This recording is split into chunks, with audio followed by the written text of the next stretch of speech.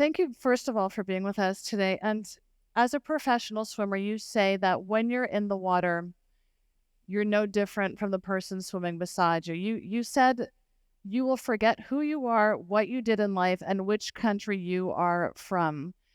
Does the world really wash away when you're swimming? Is that where you find your solace? Yeah, first of all, I'm very happy to be here in the Middle East, and I'm really honored to speak here today. Honestly, the water has always been a safe place for me, and my father was my coach since I was very, very young, and he taught me how to say to him, coach in the pool and dad home. And when I say dad at the pool, he's like, this is business. So he really taught me how to separate between things and that my career is something very completely different from my personal life. And I used it as an escape, and I used it as therapy, and I used it as my motivation. So I have a really, really unique relationship with the water for sure. I would be remiss if I didn't ask you just to share with us your experience on that day. I mean, tell us about the moments when your boat began to sink. Could you see the shore? Did you think you were going to make it? My sister said something once, and it resonates with me now, is that she knew the water all of her life, but in that moment she didn't. And that was the same for me because we were in open water. It wasn't a competition, it was us trying to survive and us trying to save other people's lives. It wasn't only about us. And I was 17, she was 3 years older than me. I just felt like I'm seeing the island, but I'm never reaching it. And it was just a very sad fact that I am a swimmer. My sister is also a swimmer, and we might lose our lives in the water. Yeah. So once you survived that and you made a 25-day trek from Greece to Germany, you began a new spectacular life, really. And I would like to know a little bit about your swim training in Germany and how it took you to the Olympics. Um, yeah, I would like to say that we have a lot of resilience as a family, and I think I learned a lot from my parents how to fail and then try again. That was something that I've seen them do their whole lives. And when I got to Germany, the only thing that I knew how to do was to swim. I didn't know how to speak the language. I didn't have friends. My mom and dad and little sister, they were still in Syria. So when I got to Germany, swimming was my home, and I was training, and my sister was like, what are you doing? You don't have a pool. You don't have anything. You're in a refugee camp. And I told her, I don't know what I'm training for, but it makes me feel better. And then I met this incredible coach that believed in my journey. My dad was always there for me as well as a coach. And I told him my dream has been to become an Olympic swimmer. So that time I needed financial support, and I applied for the scholarship with the International Olympic Committee. And then the first ever Refugee Olympic team was created in 2016. And I was a member. We were 10 athletes, and it was one of the greatest moments of my life when I realized that I'm going to be at the Olympics representing all Middle Easterns, all Syrians, refugees, millions of refugees around the world. So it was really an incredible journey. Absolutely. Yeah. Thank you. A huge source of pride, probably knowing deep down that you may have actually instigated the creation of the Olympic refugee team by applying. So it's an incredible difference that you made as soon as you arrived to Europe. And you've written a book about your story. It's a remarkable story, but why did you personally decide to share your story with the world? I decided to share my story with the world because there were so many refugees around the world that did not have enough courage to share the story because they were scared that people won't believe them. And for me, I've been lucky enough that people trust me, and we've been very transparent as a family, me and my sister, and we wanted to tell the story to empower refugees, to empower people, to also show that it is okay to try again, and it's okay to go through something very difficult in life, but still have a dream and still work hard for it and still, live the life that you want to live. So that was the most important thing. And we just wanted young kids to know that sometimes there will be difficult stops in your lives, and that's normal. But the important thing and the decisive thing is that you stand up and say, hey, maybe I failed once, but I'm going to try again. And this is what I did with swimming. I tried and tried and tried. I've been training for 20 years and I'm 25. So it has been my whole life. So I failed so many times until I made it here. And I'm going to fail so many times more until I am where I want to be in life. But that's just life. That's just the beauty of it. And remarkably, Yusra continued to swim and to train in Syria even as bombs were actually falling on the pool in Syria. Yeah. And you would be in swim training, and then suddenly, there would be explosions and the ceiling would start to cave in. Yeah. And you didn't quit despite those huge challenges.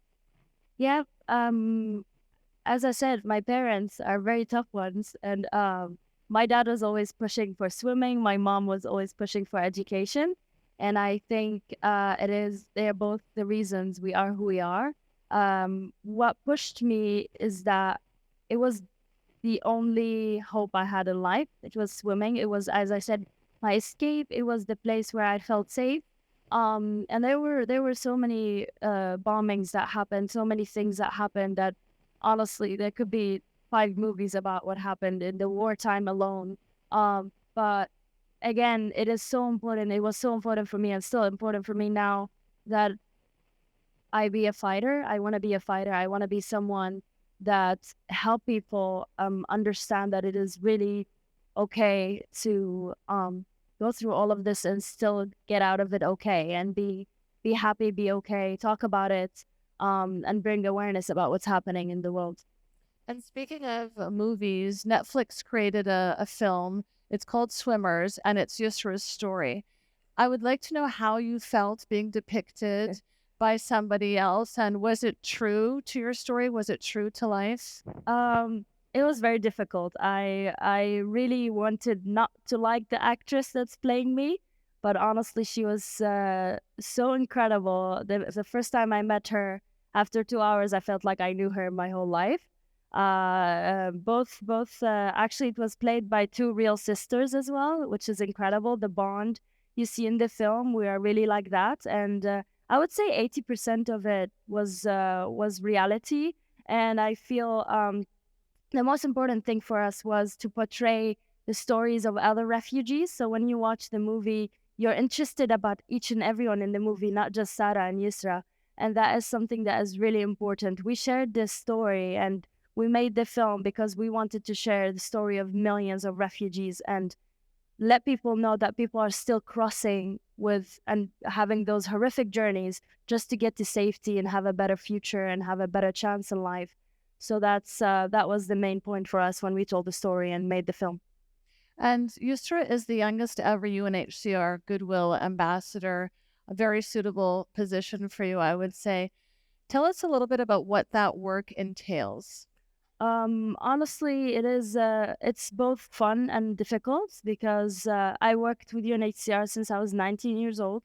And that age, I was still trying to find out who I am, what I want to do. But slowly, I became very aware of my role, and I knew that my role in life is to support refugees and to be a voice for them.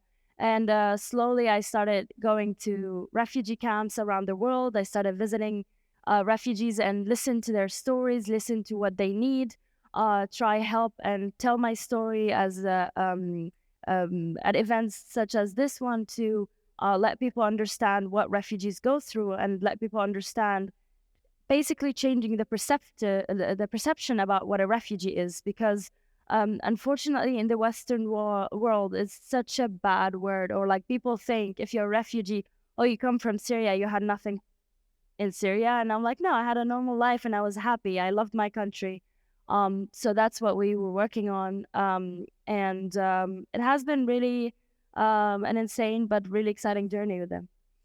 And just on that note, I mean, Yusra really advocates for refugees to be seen as ordinary people in extraordinary situations. Do you feel that refugees are often othered or excluded or made to feel as though they don't deserve the same human rights as everyone else? Absolutely. I think the governments should do better.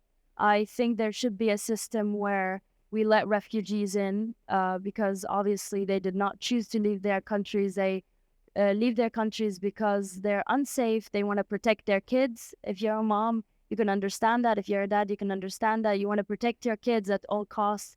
You want to protect your siblings, sisters, everything. So when they decide to leave, it's because they want to be safe. And we should make a system and should make the way safe for them to cross.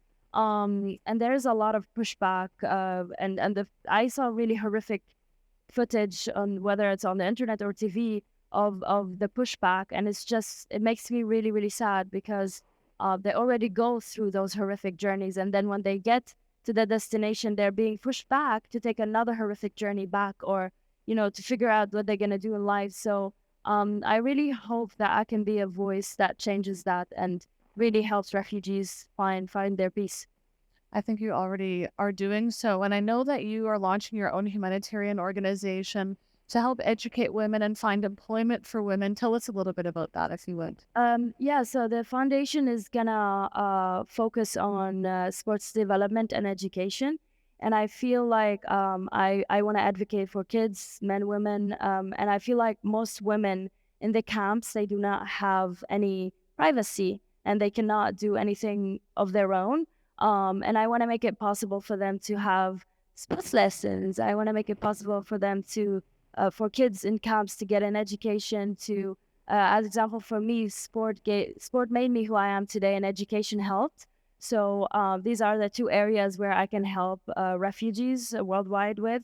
And yeah, we are launching on World Refugee Day next month. So it is really exciting. It's a lot of work, but it's something that I'm really, really proud of, and I cannot wait until we take the first project soon. And I heard a source told me that you have so much support that it's actually going to be displayed in Times Square, your organization. And Yusra has been trying to choose the logo for it, and she has 300 options. So tell us a little bit about that. I am sometimes a perfectionist, and I still did not choose the logo, even though we're launching a month from now. If you have any ideas, please. And also, yeah, for the project, we are going to launch it then after we launch the foundation, 20th of June.